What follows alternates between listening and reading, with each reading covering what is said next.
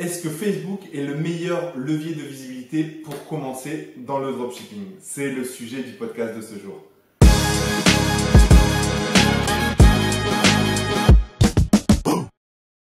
Salut à toi et bienvenue sur ma chaîne YouTube. Voilà, sujet intéressant puisque c'est vrai que on associe le dropshipping en ce moment à Shopify plus Facebook.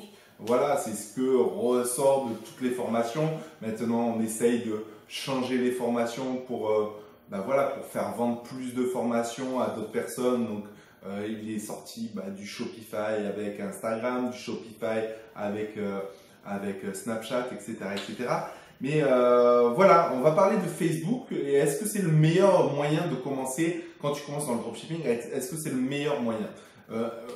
Oui, non. J'ai envie de te dire non. Pourquoi? Parce que j'ai envie de te dire oui parce que le gros avantage de Facebook, c'est que une fois que ton pixel est chaud, une fois que tu auras emmagasiné assez de data, etc., tu vends de suite. Donc ça, c'est une chose quand même importante et à ne pas négliger. Mais bon, tu pourrais aussi vendre très très vite grâce à Google AdWords, j'ai envie de te dire, du moment que tu mets de la publicité sur Google AdWords, avec Google Shopping, avec YouTube, etc., tu peux vendre aussi très très rapidement. Donc, j'ai envie de te dire, c'est de plus en plus pour moi compliqué de vendre sur Facebook. Est-ce que c'est impossible? Non. Est-ce que tu dois ne pas le faire? Non. Encore une fois, ça doit être dans ta stratégie de développement. Tu dois avoir tous les leviers de visibilité vers ta boutique pour pouvoir convertir au mieux et te développer efficacement.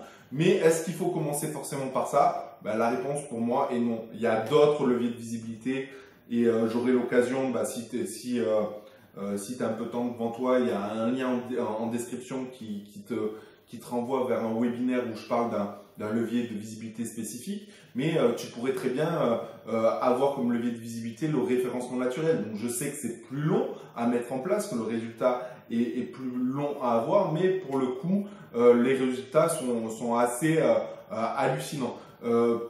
Et surtout ils sont fiables dans le sens où le jour où tu arrêtes de faire du netlinking, du référencement naturel, etc., tu vas continuer à vendre. Le jour où tu arrêtes la publicité Facebook, tu ne vends plus. Donc c'est vraiment important dans ton agenda, de prévoir tous les leviers de visibilité, de prévoir la meilleure stratégie pour pouvoir te lancer efficacement. Aujourd'hui, se lancer bêtement à faire du Shopify plus Facebook, pour moi c'est bête. C'est bête dans le sens où tu n'as même pas défini de stratégie. Tu vas chercher un produit winner alors qu'il faut chercher une offre winner.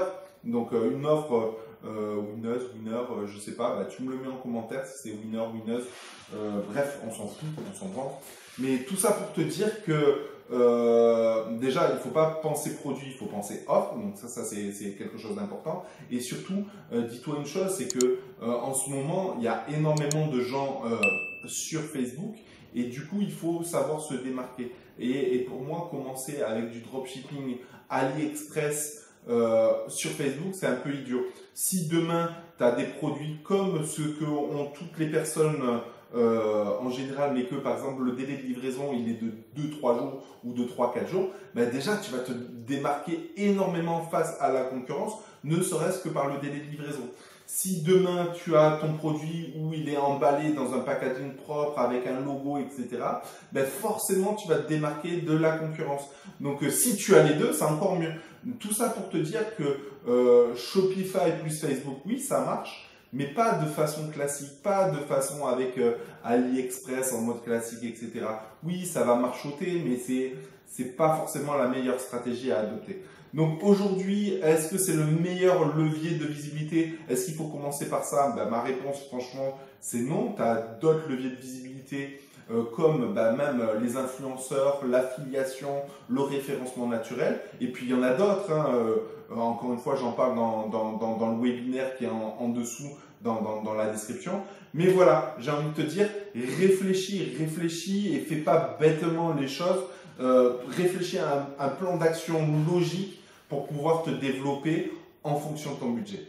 Bon, j'espère que cette vidéo t'a plu, cette vidéo t'a fait prendre conscience des choses. Encore une fois, un petit like, ça coûte rien. Si tu as des sujets de vidéo, n'hésite pas à me les mettre dans les commentaires. Je me ferai un plaisir de faire cette vidéo en toute franchise. Sur ce, ciao.